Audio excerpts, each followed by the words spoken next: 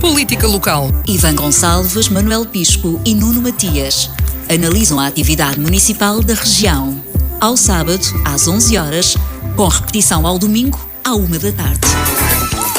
Bom dia, estamos novamente reunidos para mais um Política Local, o programa de análise da atualidade política numa perspectiva local, municipal ou autárquica, com Manuel Pisco, Presidente da Assembleia Municipal de Setúbal, eleito pela CDU, Ivan Gonçalves, Presidente da Assembleia Municipal de Almada, eleito pelo PS, e Nuno Matias, Vereador em Almada, eleito pelo PSD.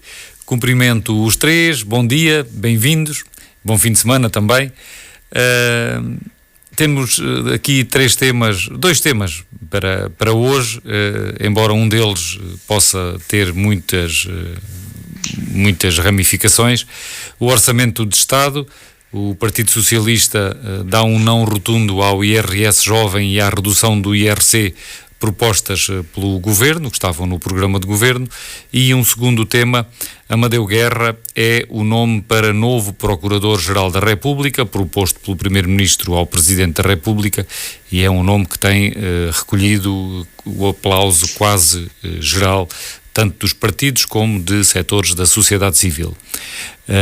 Eu começava hoje por Ivan Gonçalves, sobre o Orçamento de Estado. O PS já disse que não aceita o que estava previsto em termos de IRS jovem e a redução do IRC proposto pelo PSD ou pelo governo da AD, nem mesmo com uma modulação. Pedro Nuno Santos, o secretário-geral do PS, foi claro quanto a isso e apresentou 3 propostas ao Governo que diz serem perfeitamente enquadráveis na margem orçamental que o fim destas propostas representa, e quer 500 milhões de euros para investimento na habitação anualmente durante 10 anos, e o que daria um investimento de 5 mil milhões de euros, 270 milhões para aumento das reformas e 200 milhões de euros para negociar um regime de exclusividade com os médicos para o Serviço Nacional de Saúde. E esses 500 milhões de euros para a habitação seriam para financiar projetos apresentados pelos municípios. Ainda antes de falarmos das propostas em concreto, de uma forma mais geral, eu perguntava a Ivan Gonçalves, estas propostas, no seu entender, demonstram que o PS está mesmo interessado em conseguir chegar a um acordo com o Governo para haver Orçamento de Estado, ou, como dizem algumas vozes, por exemplo, a Iniciativa Liberal diz que se trata de uma declaração de guerra ao Orçamento, e também há quem diga que as propostas do PS são mais já uma preparação de um programa eleitoral para eventuais eleições antecipadas do que propriamente propostas com vista a um acordo no Orçamento de Estado. Ivan Gonçalves. Bom dia, Francisco. Bom dia também ao Nuno e ao Manel e a quem nos ouve lá em casa. Bom, eu, respondendo muito diretamente à sua pergunta, eu acho que este caderno de encargos até é relativamente barato, ou seja, esta aprovação do Orçamento de Estado à AD, que de facto é um Orçamento de Estado da AD, acaba por ser uma aprovação que sairá barata, porque se formos ver, o total da despesa do Orçamento de Estado são quase 100 mil milhões de euros. O que estamos aqui a discutir é 1%, ou seja, este orçamento é pouco mais de 1%. Este orçamento não deixa de ser, e ninguém duvida que é, o orçamento que é feito pela AD. Nós já aqui o discutimos várias vezes, a AD tem o mesmo número de deputados, aliás, tem mais 2 deputados que o Partido Socialista, o PSD tem o mesmo número de deputados que o PS no Parlamento, a esquerda democrática tem mais deputados do que a direita democrática, e portanto o que faz com que hoje em dia exista um governo de direita é o facto de existir uma maioria de direita no Parlamento, que é legítima, sufragada nas urnas, não há disso dúvida nenhuma. Existindo essa maioria no Parlamento, há com certeza ideias, que são as ideias da direita, que, como é o caso destas, o IRS jovem, as baixas do IRC, na qual o Partido Socialista não se revê, e os partidos à esquerda do Partido Socialista, pelo que sei, também não se revêem.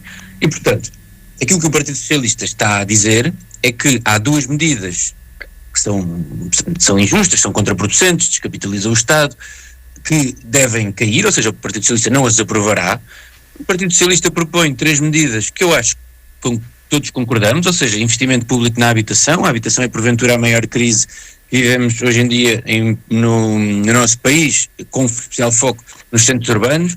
Aumento extraordinário das pensões.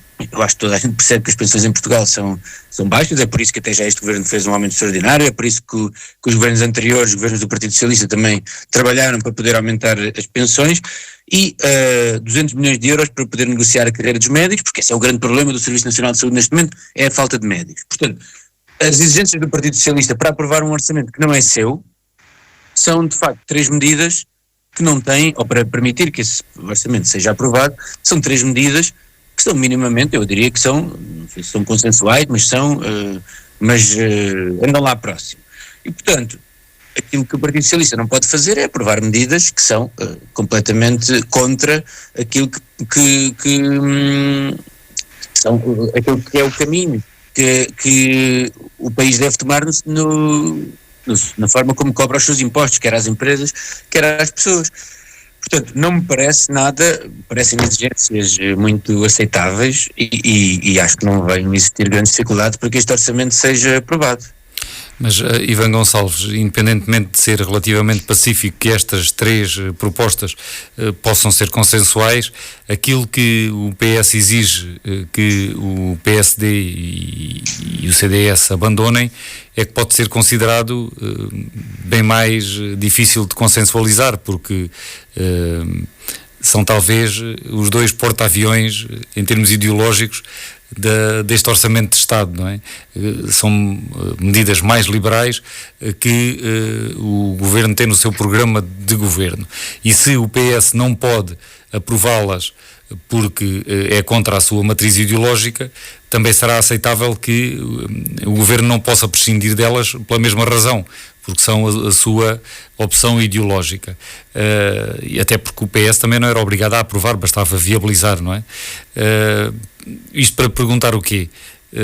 Não tem razão o Primeiro-Ministro quando diz que esta proposta do PS é radical e inflexível? Não, o Sr. Primeiro-Ministro está a fazer algo que todos nós percebemos, que é uma coreografia para preparar um eventual chumbo ao orçamento. Está a fazê-lo desde o dia 1 deste governo, e tendo em conta a pouca margem com que venceu as eleições, diria que é natural, ou pelo menos que é mais ou menos comum que o fizesse.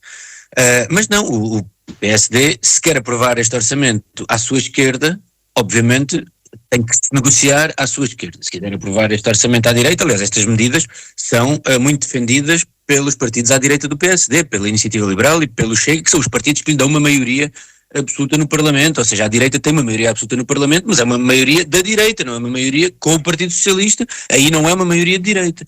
E, portanto, essa escolha ideológica é o PSD que a tem que fazer, porque o PSD não tem deputados para aprovar um orçamento sozinho.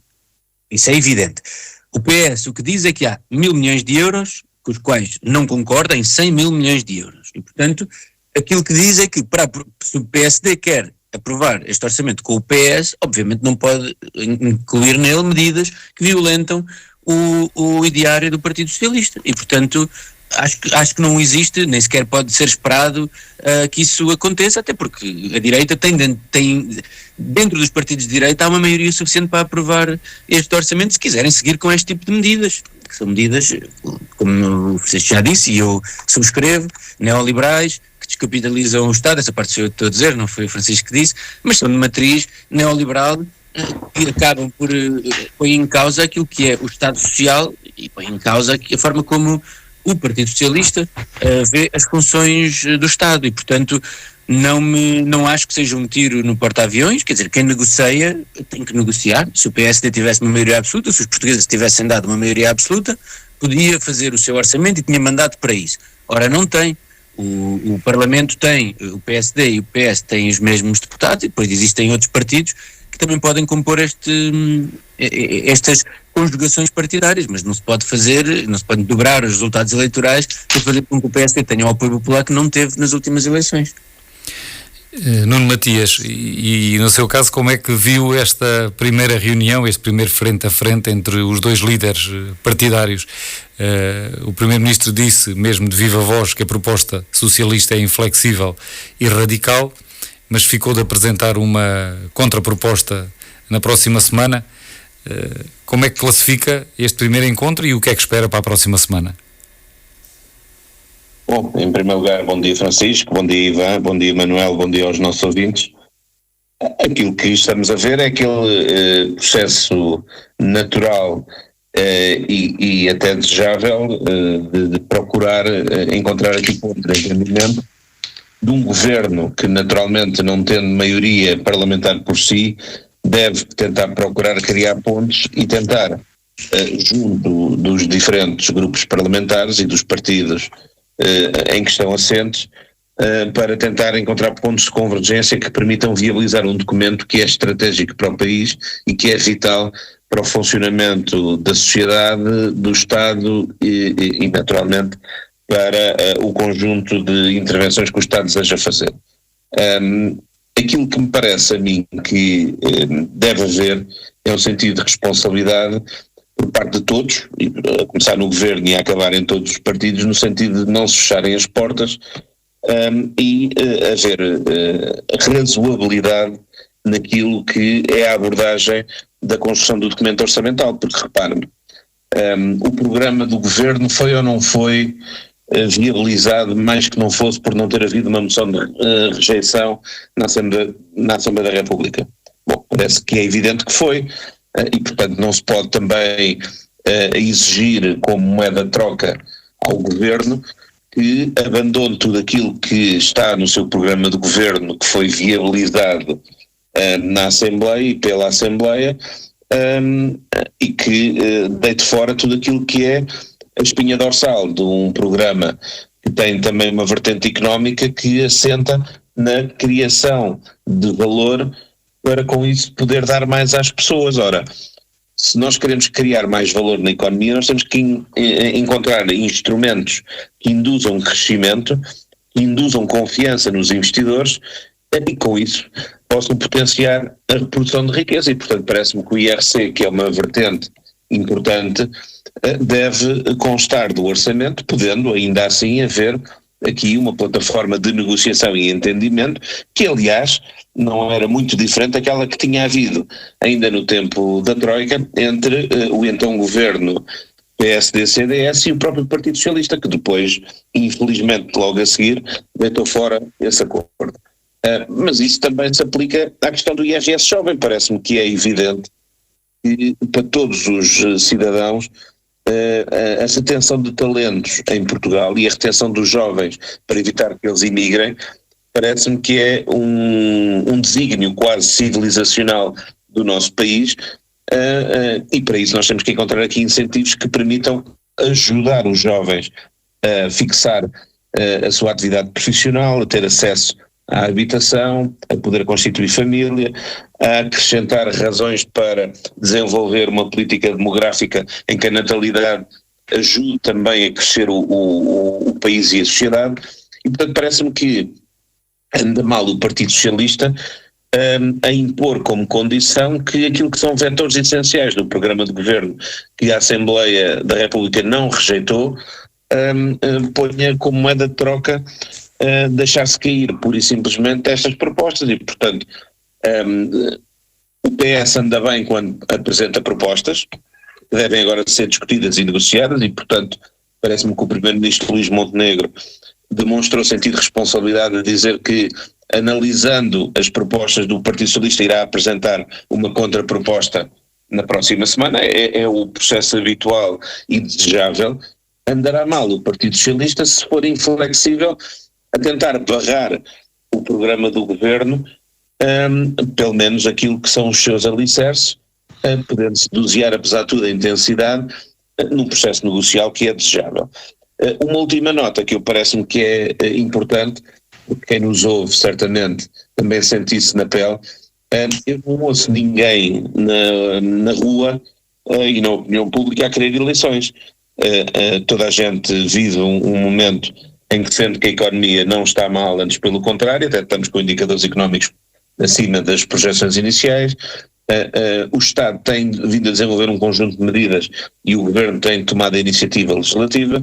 E, portanto, parece-me que quem queira criar instabilidade nesta fase e queira ser inflexível num processo negocial, parece-me que vai ser necessariamente penalizado a seguir se mantiver essa posição de inflexibilidade, que aos olhos do cidadão não é minimamente admissível.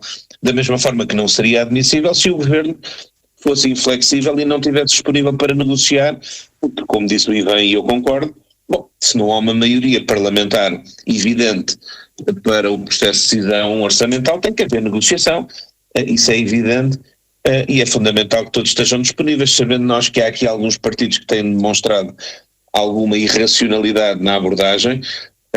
Ainda bem que o Partido Socialista apresenta propostas, esperemos que seja pela positiva e para procurar realmente viabilizar, mas da mesma forma que o Governo não deitou fora as propostas do Partido Socialista e não lhes disse que não eram realizáveis e vai apresentar uma contraproposta, também não é aceitável que o Partido Socialista se ponha numa posição de inflexibilidade e diga que há aqui propostas que não aceita. O Governo está a tentar negociar, é importante que o Partido Socialista faça o mesmo. Manuel Pisco, vê aqui neste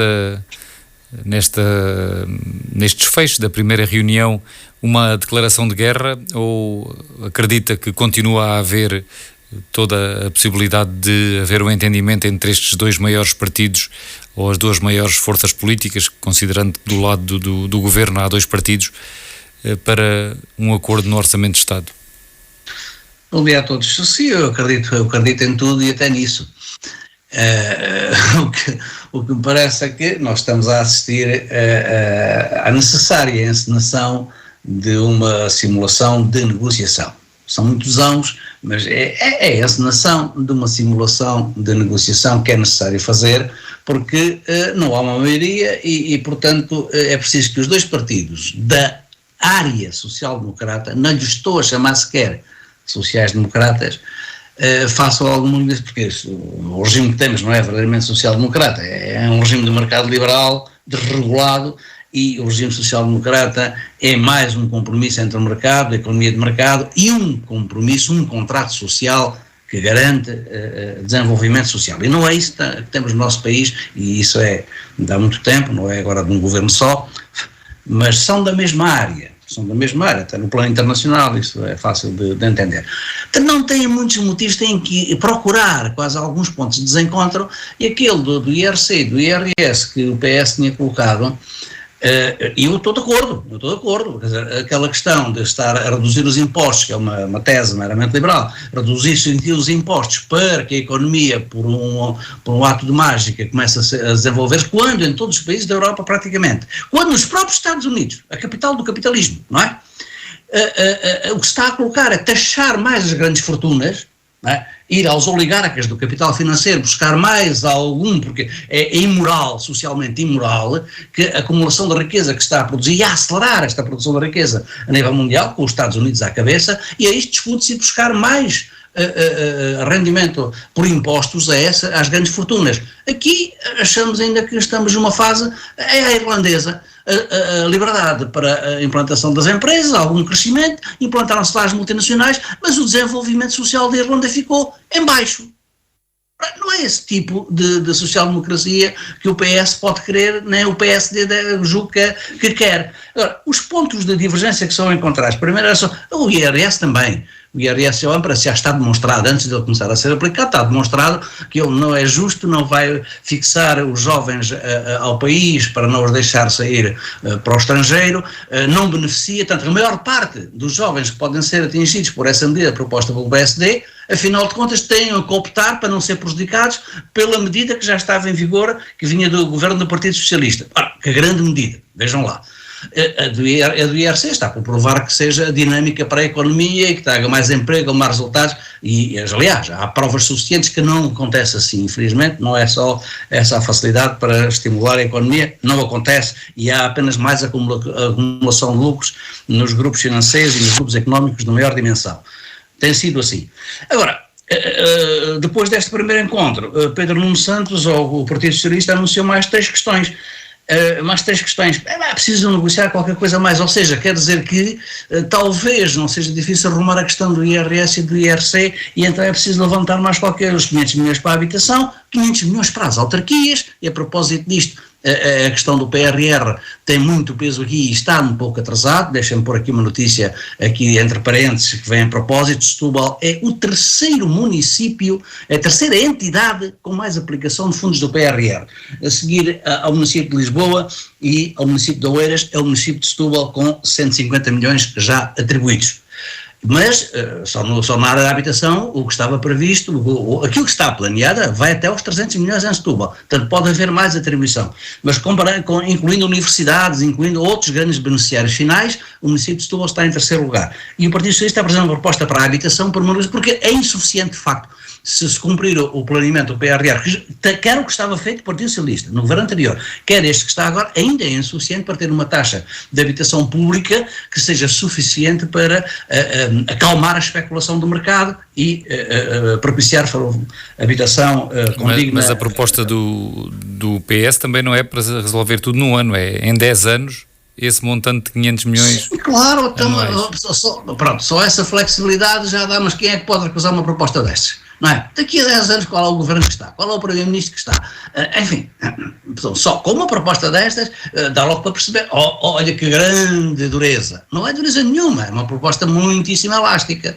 Portanto, não vejo aí grandes dificuldades para haver acordo nessas matérias. Portanto, eu acho que ninguém quer eleições. Eu nunca ouvi dizer a ninguém que queria eleições, mas também não ouvi dizer a ninguém que não queria. Agora, parece-me que é de bom senso algumas sondagens que se fazem. Admito que sim, porque é que, em termos de senso comum, é admissível que não se queira eleições. Porque a expectativa de tudo ficar mais ou menos na mesma é a maior expectativa que existe, é o que está mais à vista. Mas, Manuel Pisco, aproveitando aqui a sua equidistância relativamente a esta disputa, digamos assim, uma vez que não é nem do PS nem do PSD, como é que se pode sair disto? O Manuel diz que acredita que isto é uma encenação e que o resultado vai ser um entendimento. Como é que quando um dos lados diz que a proposta não pode ser do outro, não é aceitável nem com modulações, e do outro lado se diz que a proposta é radical, como é que alguém pode recuar sem perder a face? É porque estamos a dar demasiado peso às palavras. Não é? Nós já devíamos habituar. Na política, o peso das palavras é sempre circunstancial e relativo. É preciso relativizar em determinado momento, até em determinado momento negocial. Portanto, que aquilo que agora tem que ser. Ninguém começa a negociar sem posições, exageradas em relação à sua pretensão, que é para depois chegar a um ponto de equilíbrio. Se alguém diz, olha, eu dou 5 e não dou mais que 5, ou aceito 5 e não aceito mais que 5 e daqui não mexo. Não há negociação. Isto não há negociação nenhuma. Portanto, é preciso dar uma posição com exigências um pouco mais avantajadas em relação àquilo que se pretende ou ao ponto a que se pretende chegar, mas depois também há aqui uma questão que o PS tem que ter cuidado, que é a questão da credibilidade em relação ao que pede, porque pode pedir coisas que as pessoas entendem, mas querem 500 milhões, querem os 200 milhões para negociar com os médicos, então mas porquê é que não resolver isso antes? Apesar do governo do Partido Socialista ter, sim senhora, feito crescer bastante o investimento na saúde. E nesse aspecto que o Manuel está a apontar E agora são colocadas ao governo que o PS já podia ter começado a resolver com estas afetações financeiras do orçamento. Portanto, eu acho que estão condenados a entender-se, não é? E nesse aspecto que o Manuel Pisco estava a apontar, de haver 200 milhões destinados a satisfazer as condições de uma classe, dos médicos, o Manuel dizia porque é que não resolveram antes. Também há quem aponte que os professores ficam esquecidos, que não há qualquer proposta que passe por alteração das carreiras dos professores. Não, os professores são a única carreira que este governo que defendeu no programa eleitoral e que executou a recuperação dos tempos de serviço. Não, estou a falar das propostas apresentadas por Pedro Nuno Santos, nada é referido relativamente aos professores, já ouvi isso. Já estão tratados. Já ouvi isso numa rádio esta manhã.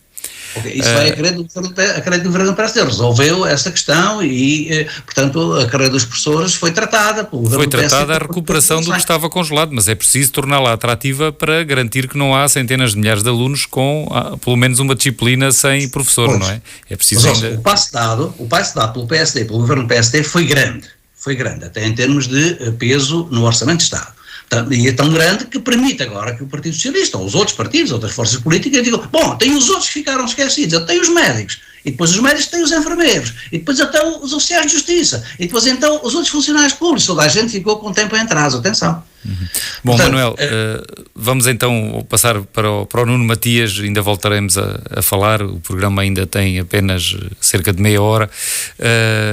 Nuno Matias, há pouco ouvíamos o Ivan Gonçalves dizer que as 3 propostas concretas que o PS apresentou, pela voz de Pedro Nuno Santos, os 500 milhões por ano para a habitação durante 10 anos, os 270 milhões para aumento das reformas e 200 milhões para negociar com os médicos uma carreira em exclusivo no Serviço Nacional de Saúde, que são propostas consensuais.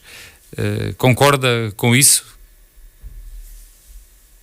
Bom, concordo que são medidas importantes, concordo que são medidas que o próprio Governo já começou a desenvolver propostas neste sentido, quer na questão da habitação, onde apresentou uma estratégia nacional para a habitação, que necessariamente tem como objetivo acelerar investimentos públicos neste setor, e portanto parece-me que há aqui entendimento sobre o objetivo estratégico. Agora há que tentar chegar a um entendimento do ponto de vista negocial sobre aquilo que deve estar vertido no Orçamento do Estado e aquilo que é possível, porque necessariamente também temos que ter aqui um paradigma que se deve manter, que é um equilíbrio das contas públicas, porque isso vai sempre beneficiar o país.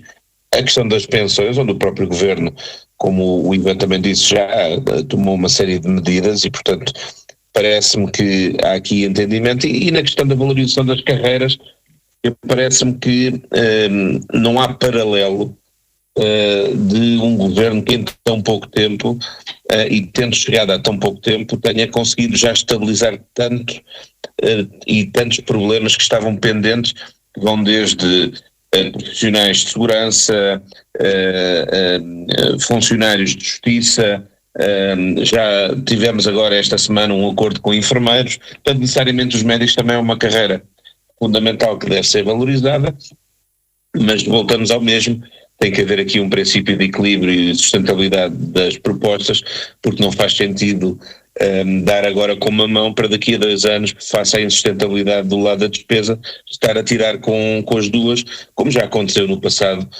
com o célebre governo de Sócrates, que em 2008, porque havia eleições em 2009, aumentou de forma desmesurada e em 2010 começou a cortar. Portanto, isso não é minimamente aceitável. Agora, parece-me que há aqui entendimento em relação às preocupações estratégicas. Tem que haver agora bom senso para se chegar a um ponto de acordo, porque lá está, e parece-me que ninguém iria compreender que a inflexibilidade levasse a uma crise política, que certamente depois no dia de decisão certamente iria penalizar mais quem foi o indutor do ruído e da confusão, e portanto não parece que o cidadão comum aceitasse de bom grado que se deitasse fora uma oportunidade de continuar a mudar alguma coisa no país. Ivan Gonçalves, os partidos estão a negociar numa altura em que faltam 13 dias para a data em que deveria ser entregue o Orçamento de Estado na Assembleia da República. O Primeiro-Ministro está para apresentar uma contraproposta ao PS na próxima semana, mas de que é que servirá essa contraproposta quando Pedro Nuno Santos disse que não aceita o que estava em cima da mesa proposto pelo Governo, nem com modulações? Essa proposta, quando muito, poderá ser, nesta perspectiva, apenas um sim ou não às propostas do PS, ou acredita que há espaço para mais? Eu acho que aqui concordo muito com o que o Manuel Pisco dizia. Numa negociação, obviamente, há sempre passos a dar. Todas as partes têm as suas linhas vermelhas. O PS já estabeleceu, ou pelo menos enunciou algumas das suas. O Governo também enunciará as suas. Pois o Governo pode dizer que não admite mudar ou eliminar estas duas propostas, e isso é uma linha vermelha. Nós sabemos bem como é que são estas negociações, é por isso que elas também são feitas muito na praça pública, porque a negociação não é só para que cada um tenha os melhores proveitos, é para que caso as coisas não corram, não se consiga chegar a um entendimento, que cada um dos intervenientes consiga sair o melhor possível do filme. Mas, enfim, mas isso faz parte, isso é dos livros e não se passa só com o PS e com o PSD, a própria forma como o Chega se tem posicionado neste processo todo, também é tentar tirar dividendos ou o que seja deste processo. Por exemplo, que se existir um acordo, o Chega dirá que é o velho Bloco Central a funcionar, aquela narrativa toda muito fácil de fazer. Se não existir um acordo, dirá que lá está disponível para salvar o país, como ontem já disse. Mas também ninguém espera grande coerência daquele partido. Agora, acho que é normal que existam estas aproximações, que é normal também que cada um vá na praça pública colocando as suas posições de uma forma que não prejudique o andamento dos trabalhos. E sobre o Chega, precisamente, ontem ouvimos André Ventura a dizer... Ivan Gonçalves, sim? Sim, não, dizia que discutiu-se na Assembleia da República a questão de... Estamos a ouvi-lo com cortes, pelo menos eu estou a ouvi-lo com cortes, Ivan. Ok, não sei se agora me estão a ouvir melhor. Agora, neste momento está perfeito. Vamos ver se muito mantém. Bem, dizia que ontem foi discutido na Assembleia da República a questão da taxação dos super ricos e que basta olhar para aquilo que é a economia atual para perceber que esta é uma necessidade não só de justiça, de moralidade, mas até de defesa dos regimes democráticos, porque esta concentração excessiva de riqueza está a fazer mal à nossa sociedade. E a direita mais liberal continua com um discurso que não sei se é ingênuo, se é só de quem não quer ver a realidade, que vem de há 40 anos atrás com aquelas velhas teorias do gotejamento, ou seja, nós vamos enriquecer os mais ricos e depois a partir daí as classes médias e as classes pobres podem beneficiar alguma coisa com isso, que tem tido os resultados que tem tido, que são 40 anos de estagnação nas classes médias. E portanto, nós não, parece uma coisa quase infantil de vamos acender aqui uma vela neoliberal, dar dinheiro aos mais ricos e esperar, rezar e no fim esperar que todos beneficiemos com isso. Não está a acontecer. É o que, já está mais do que provado que não é assim que acontece. E portanto o que nós precisamos não é só, é óbvio, a livre iniciativa, é óbvio que se deve premiar quem tem iniciativa e não há nenhum mal nisso. Agora, a criação de riqueza deve ser distribuída de forma equilibrada, porque é assim que se garante a coesão social e é assim que se garante que nós temos uma sociedade que tem alguns dos problemas que estamos a ter neste momento. Eu não queria deixar de dar esta nota. E depois deixar de dizer uma coisa, também só para terminar, é que há muito o mito de que o povo penaliza quem provoca eleições. Já aconteceu isso no passado, até diria que se calhar a maior parte das vezes, mas não sei se é assim tão simples, porque também já houve casos em que o povo ou as eleições subsequentes não penalizaram quem provocou eleições. Eu acho que o povo não penaliza quem quer eleições quando quer mudar de governo. Não estou a dizer que é isso que se passa neste momento. Tendo a achar aquilo que o Manuel Pisco também aqui já disse, que é só as eleições neste momento, os resultados não seriam muito diferentes. Provavelmente o Partido Socialista seria o partido mais votado e provavelmente teríamos uma maioria de direita no Parlamento, como temos neste momento. Portanto, não existiria uma alteração de cenário. Agora, acho que criou-se uma narrativa com a qual eu também não concordo, que é que quem provoca eleições é sempre penalizado. Não é verdade. Aliás, em 2011 o PSD provocou eleições, com aquela velha história de que não aprovaria o PEC 4 porque era demasiada austeridade. Ao que se parece, aquilo que foi dito a Pedro Passos Coelho foi que havia eleições no partido, havia eleições no país, havia eleições no partido, provocou eleições e venceu as eleições e, portanto, nestas coisas em política não são lineares. E depois também quero dizer o seguinte, a propósito da aprovação de orçamentos, mesmo para terminar, o Partido Socialista foi governo entre 2015 e 2024, o PSD não viabilizou, votou sempre contra todos os orçamentos, mesmo quando era preciso o seu voto para que não houvesse eleições. E houve eleições porque um dos orçamentos não foi aprovado. E, portanto, a obrigação do Partido Socialista aprovar este orçamento esbarra aí, exatamente daquilo que foi o comportamento do PSD quando era oposição nos últimos anos. Ou seja, nenhum dos partidos está obrigado a viabilizar um governo, um orçamento que não é o seu. Acho que isso é evidente. Começava agora por Manuel Pisco, ainda mantendo-nos mais uns minutinhos neste tema do Orçamento de Estado, até porque o Ivan Gonçalves já falou deste aspecto que eu vou procurar abordar agora. A posição do Chega, sabendo que o Chega tem peso suficiente para resolver o problema do orçamento em termos de assento parlamentar. Manuel Pisco, como é que interpreta as afirmações de Ventura quando diz que o partido está disposto a fazer tudo, e ele sublinhou tudo o que for necessário para, neste momento, relativamente ao orçamento? Eu confesso que não sei dizer bem se é para viabilizar o orçamento, não tenho as palavras bem frescas na memória a esse ponto, mas o sentido geral é esse, é de que está disposto a fazer tudo para evitar uma crise. Manuel Pisco, tem o microfone desligado. Exatamente, peço desculpa. Sabe o que é que essa afirmação me faz lembrar? Não. Aquelas afirmações do Presidente dos Estados Unidos, Joe Biden, a dizer que não podem arrasar, lá os israelitas não podem arrasar lá não sei o quê, e a seguir anuncia-se mais um carregamento de armas para Israel.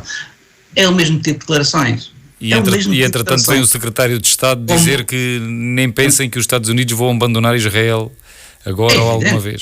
O porta-aviões, o maior porta-aviões americano, que nunca pode ser afundado e que ainda por cima nem sequer tem tripulação americana, não poderia ser afundado. Mas isso é outro tema, não é a propósito disto, era só para fazer esta comparação, porque a credibilidade que se pode dar às afirmações do Chega, eu acho que não pode ser muita por aquilo que temos assistido no seu histórico, desde que apareceu na Ribalta e agora desde que teve uma formação parlamentar de maior dimensão. Portanto, o que é que interessa ao Chega, o que é que toda a gente ou sabe ou pode facilmente intuir? O Chega ou quer ser um parceiro do governo e participar no governo e está disposto a fazer tudo por isso, e aí, claro que o PSD não vai nisso, ou então está disposto a fazer tudo para ser sempre a oposição mais firme ao governo. E é aí que deixa o Partido Socialista num dilema, não é? Porque o Partido Socialista também quer ser a oposição ao governo. Esse é que é o problema. E as negociações têm que passar por isso. Quem tem o maior problema nas negociações para o orçamento é de facto o Partido Socialista. Porque quer manter algumas posições, ter alguns ganhos de posição em relação ao seu ideário e às suas posições políticas, sim, eu reconheço isso. Quer ter alguns ganhos, mas ao mesmo tempo quer ficar como sendo da oposição. Isso não é fácil de entender. Portanto, ficando da oposição, fica da oposição, do lado da oposição que o Chega também faz. A posição do Chega é que ou é braço dado com o governo, como logo no início não é? Aí temos que lhe dar crédito, acho que foi sincero e honesto, aliás disseram ao que vinham, mas depois a partir daí fazem o jogo de palavras que for necessário para manter uma posição. Ou nos deixam participar e chegamos ao plano de poder também, com o Partido Social Democrata, com o PSD, ou então seremos uma oposição derrotista que fará tudo para que as coisas corram mal. E não sei daí. Honra seja feita ao PSD e a Montenegro, que desde que disse não é não, tem-se comportado como tal. E nunca fez grandes chicanas para mudar essa posição. E, portanto, de facto, a resolução está neste bloco central, digamos assim, um bocado agora mesmo central, entre o PSD e o PS, que tem que se entender para uma solução de orçamento, e o PS, quando muito pode votar contra, não vota seguramente, mas há de querer justificar o melhor possível a sua abstenção. Portanto, quer alguns ganhos para poder dizer aos seus eleitores, nós também cedemos aqui e ali porque ganhamos acolá, não é? E então, não sendo no orçamento, abstemos e ele pode passar. É isso o desfecho que eu prevejo para esta situação. Nuno Matias, e também no seu caso, como é que interpreta estas declarações de André Ventura? Acha que no limite o Chega acabará por dar o irrevogável por não irrevogável? Bom, vamos lá ver. Todos nós percebemos alguma das posições erráticas que o líder do Chega tem tido ao longo dos anos. E, portanto, aqui é capaz de não fugir muito a essa bitola e iremos ver qual vai ser o seu comportamento. Esperemos que com alguma responsabilidade também acrescida, porque, vamos lá ver, não é só exigir ao maior partido da oposição, o Partido Socialista, que tenha sentido de responsabilidade. Todo e qualquer deputado à Assembleia da República, seja ele de que grupo parlamentar for, está imbuído dessa responsabilidade por parte dos cidadãos portugueses que confiaram o seu voto. E, portanto, parece-me que o próprio Chega, numa altura onde começa a dar os primeiros sinais de desgaste junto da opinião pública, por maioria de razão, tem mais interesse em mostrar um lado mais responsável, mais equilibrado para a abordagem do documento orçamental, e isso não significa que tenha que ter um acordo com o Governo ou vice-versa. Estamos a falar de questões de responsabilidade e estamos a falar de instrumentos fundamentais para o funcionamento do Estado e logo também do país, e por isso, sem ser zandinga, eu diria que o Chega é um pouco imprevisível, mas cada vez mais é previsível o sentimento de menor aceitação por parte da opinião pública que existe este tipo de comportamento pirotécnico de quem atira sem razão, diz com falta de responsabilidade, e depois, no momento onde há que tentar defender o interesse nacional, se põe ao fresco.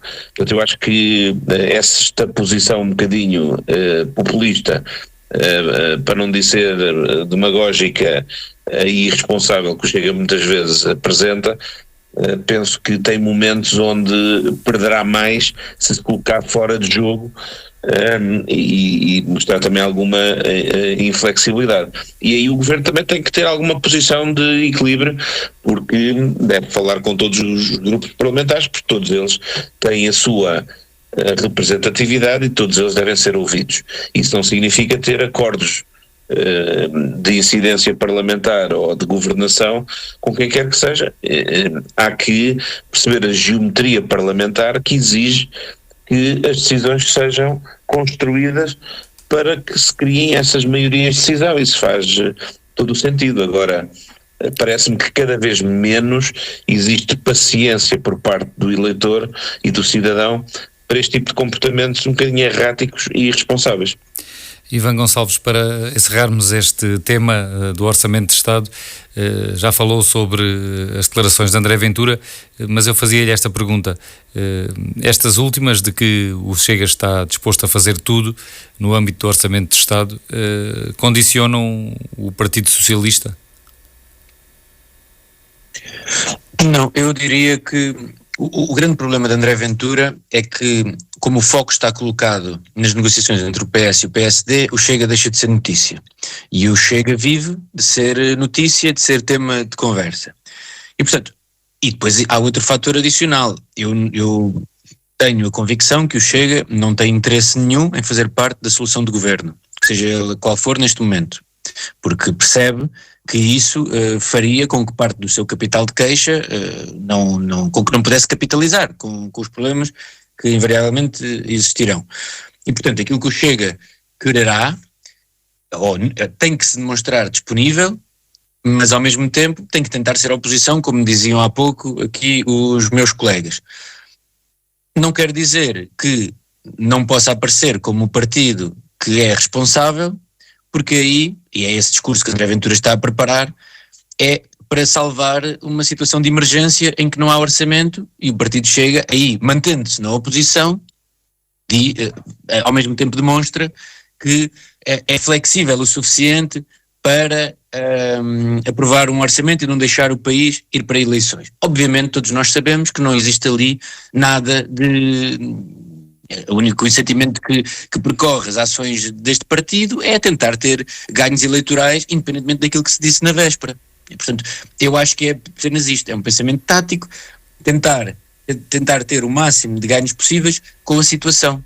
E, portanto, não se querendo comprometer, e se houver algum problema, se o orçamento não passar, o Chega dirá, não passou porque os outros partidos não se entenderam, mas nós cá estamos para ceder face até àquilo que nós dissemos. Obviamente depois nós sabemos que aquilo que dizem não tem grande solidez, nem tem grandes convicções, é apenas a tática pela tática. É isto que me parece que é a ação do Chega neste momento, e como dizia, acho que o Matias dizia muito bem, quer dizer, as pessoas também já vão percebendo isto, já não vão tendo tanta paciência para isto como teriam há uns tempos. Acho que as últimas eleições legislativas decorreram num período por todo o ambiente que estava criado e até pela forma como o anterior governo caiu, que até liga com o outro tema que temos relativamente ao funcionamento da justiça, em que das duas uma, a forma como aquele governo caiu revela sempre um problema no funcionamento das instituições, quer seja do lado das instituições de governo, quer seja do lado das instituições de justiça. O Chega aproveitou-se disso. Acho que se hoje houvessem eleições teria um resultado muito mais modesto do que aquele que teve em abril, mas enfim, é esta a minha opinião. Sim, e com isto passamos então para o segundo e último tema do programa de hoje. Temos aqui 12 minutos, são 4 minutos para cada um. Já está escolhido o próximo Procurador-Geral da República, é Amadeu Guerra, que é um procurador que foi procurador-geral adjunto no tempo de Joana Marques Vidal. Foi o procurador que concluiu a acusação na Operação Marquês, que acusou para ir a julgamento o antigo primeiro-ministro José Sócrates. Este procurador está reformado há 4 anos, vai fazer 70 anos e aceitou com espírito de missão, segundo um dos seus pares e um outro procurador que o conhece muito bem, que já trabalhou com ele, diz que Amadeu Guerra aceitou o convite de Pedro Passos, de Luís Montenegro, com espírito de missão. Esta é uma escolha pessoal de Luís Montenegro, que já a apresentou ao Presidente da República, que tem que concordar, e na opinião pública tem havido um aplauso geral, concordando com esta escolha. É de resto uma escolha que vem na senda dos últimos Procuradores-Gerais da República, são magistrados do Ministério Público, antigos magistrados do Ministério Público. Eu começava agora por Manuel Pisco. Manuel Pisco, o que é que destaca não só no perfil desta pessoa, no seu percurso, mas também quanto à escolha que é feita? Parece-lhe que realmente é merecedor de um aplauso? Bem, nós precisamos de conhecer, não digo as pessoas, mas o perfil das pessoas, o seu currículo, a sua atividade, para nos poder pronunciar com algum mínimo de propriedade e dar opiniões sobre os outros, não é? E sobre as suas capacidades para o desempenho das funções. Portanto, nós assistimos a um coro de elogios a esta escolha. Praticamente em termos corporativos, os juízes, os magistrados do Ministério Público, os sindicatos, toda a gente, antigos procuradores-gerais, toda a gente se manifesta com agrado pela escolha deste Procurador-Geral da República, Amadeu Guerra, para este cargo. Talvez quem não agrade será a José Sócrates e aos acusados do processo Marquês, naturalmente, e levará o Partido Socialista a ficar mais neutro nesta questão, como, aliás, posição que já tinha antes pré-anunciado, dizendo que este caso não era para o Partido Socialista na oposição decidir, era entre o Governo e o Presidente da República, e, portanto, já tinha marcado a sua posição de neutralidade em relação a isto, portanto, não precisará de fazer grandes comentários. Agora, há aqui uma situação que, de facto, pode ser, há um anterior Procurador-Geral da República que vem chamar a atenção de um caso, que é a necessidade de alterar a lei para continuar em funções após os 70 anos, que fará daqui a 3 meses. Nunca foi referido, não tendo sido indicado à pessoa, não era necessário referi-lo antes, mas não sei se haverá alguma intenção de aclarar a lei ou explicar melhor ou alterar alguma coisa para que as funções, ao contrário do que tem sido a prática até agora, possam continuar a ser exercidas após os 70 anos. Portanto, este juiz já estava jubilado e agora este cargo tem um estatuto próprio e provavelmente irá ser alterado. O facto de ter tido uma passagem que teve o seu momento mediático na Operação Marquês e, já agora, a contrário senso, o facto de a Operação Marquês não se saber ainda se vai chegar a julgamento ou não... Manuel Pisco, pedia-lhe que acelerasse para terminar mesmo rapidamente. Sim, pronto. A expectativa é que a capacidade de trabalho e a isenção e a competência que é reconhecida a esta figura para a generalidade das pessoas que conhecem o personagem e que têm feito comentários, eu o que espero é que ela corresponda à realidade e que possa ser posta no exercício do cargo, porque o sistema de justiça precisa disso. Para haver 4 minutos a cada um, passava agora a Ivan Gonçalves. Concorda com esta leitura de Manuel Pisco de que neste caso o PS deverá ficar numa posição de maior neutralidade relativamente a esta escolha?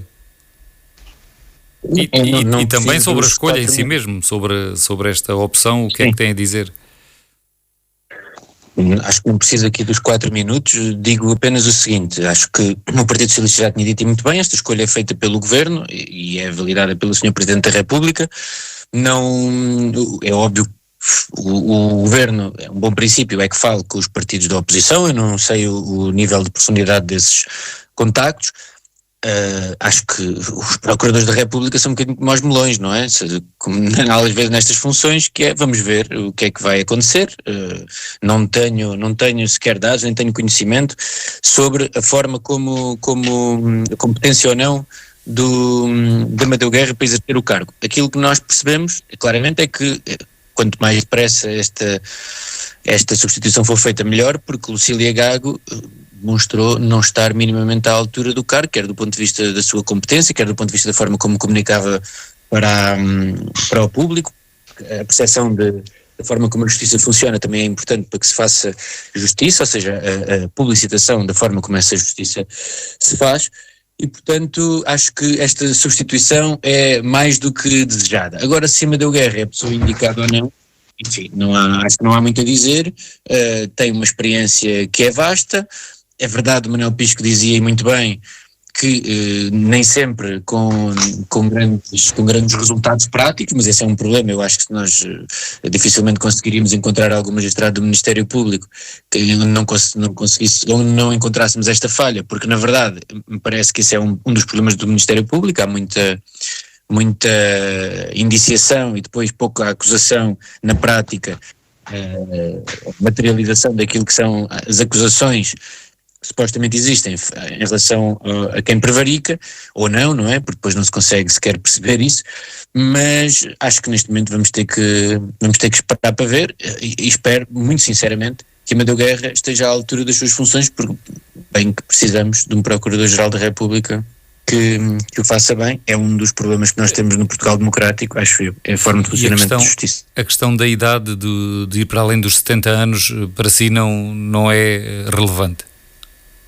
Não, acho que aqui, quer dizer, o mundo mudou muito. Os 70 anos hoje não são os 70 anos de há 30 anos atrás, e portanto acho que não é esse o critério essencial para avaliar. Nem alterar-se a lei perante uma necessidade concreta também não. Alterar a lei perante uma necessidade concreta, diria que nunca é um bom princípio, não é? Mas enfim, vamos ver como é que o Governo vai resolver essa questão. Nuno Matias, para concluir, como é que defende esta escolha? Porque imagino que a defenda, de Luís Montenegro para próximo Procurador-Geral da República.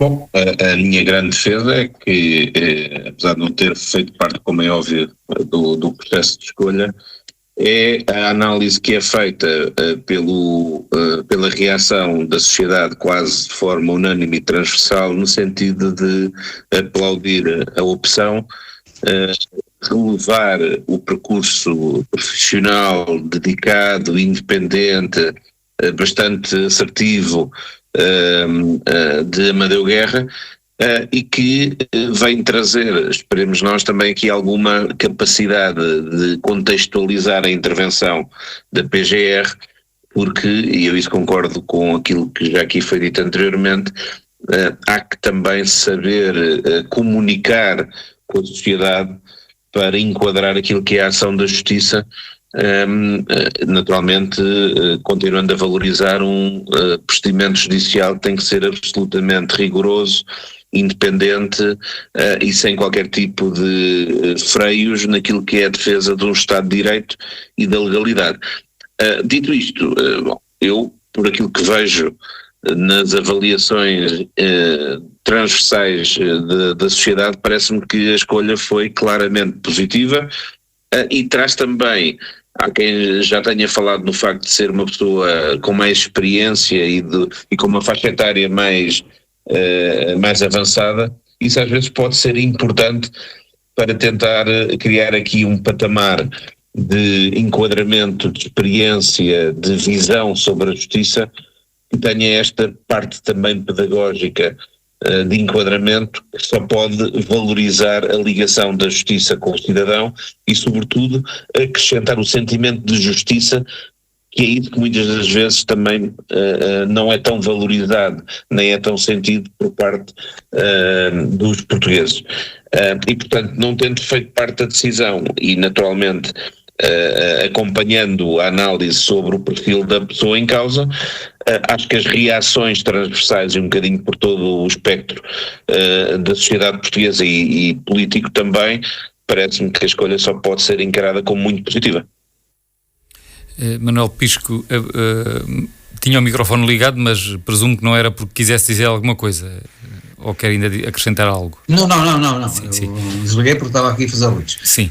Não, eu creio que o assunto está por agora está discutido e resta que, de facto, as expectativas se confirmem na prática, na realidade, no desempenho deste cargo.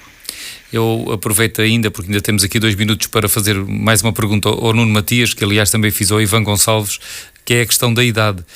Os 70 anos na lei atual para Procurador-Geral da República eram um impedimento. Estamos agora perante a perspectiva de a lei ser alterada, até porque não haverá outra possibilidade para que Amadeu Guerra possa desempenhar as funções. Trata-se de um mandato de 6 anos. Isso para si também é pacífico, por um lado, este alterar a lei perante um caso concreto, e por outro, a perspectiva de uma pessoa que já tem 70 anos, fazer um mandato de 6 anos, parece-lhe não haver qualquer problema ou dúvida? Não, era isso que eu estava a dizer. Parece-me que é uma excelente oportunidade num setor que é vital e onde a experiência é também um acréscimo de valor, mas eu acho que também aí concordo com o Ivan, não se deve estar a mudar por uma questão ad hominem. Necessariamente aquilo que queremos é que se crie um patamar de intervenção cívica e profissional, onde necessariamente um cidadão com 70 anos não é necessariamente um cidadão que tem que estar inativo e sem contribuir para a sociedade, e portanto parece-me que quando se fala no novo procurador, podíamos também falar em professores, em médicos, desde que se sintam com energia e podendo dar alguma coisa à sociedade e acrescentar valor. Acho que essa questão etária e da duração de mandato não é um tema, acho que até pode ser uma mais-valia.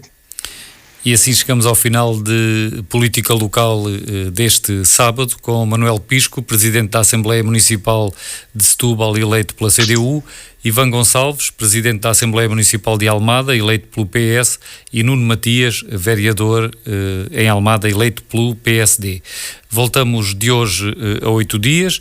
O programa está no ar aqui na Popular FM aos sábados às 11 horas da manhã, com repetição aos domingos às 13, e depois fica em podcast. Boa semana para todos.